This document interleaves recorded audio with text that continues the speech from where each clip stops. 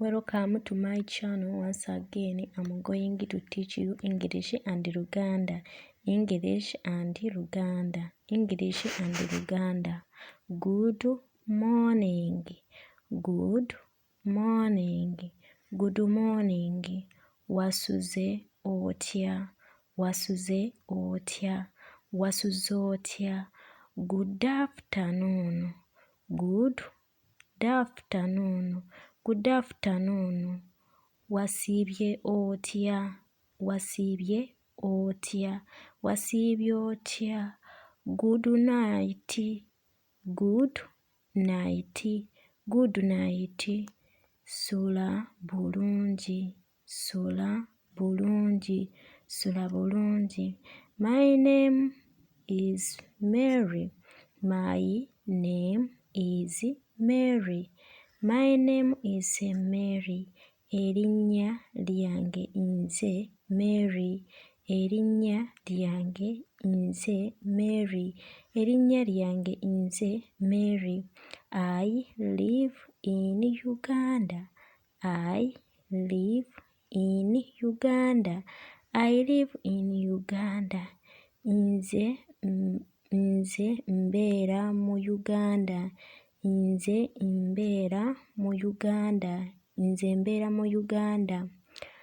I am married with 2 children.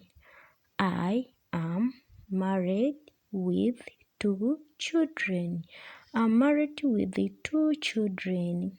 Nze ndi mufumbo n'abaana 2. Nze ndi mufumbo n'abaana 2.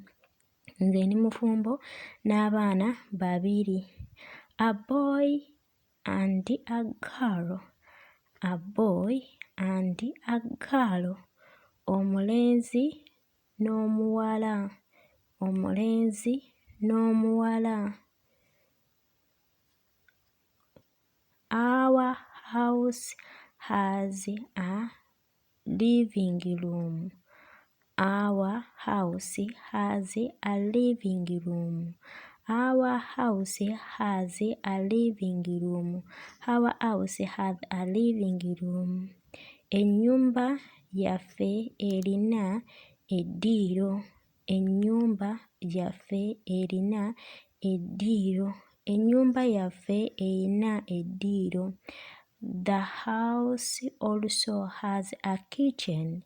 The house also has a kitchen. The house also has a kitchen. Ennyumba yaffe era erina effumbiro. Ennyumba era erina effumbiro. Ennyumba era erina effumbiro. It is painting white outside. It's painting a white outside. It's painting a white outside. Yo yasiigibwa langi enjeru wabweru. Yo yasiigibwa langi enjeru wabweru.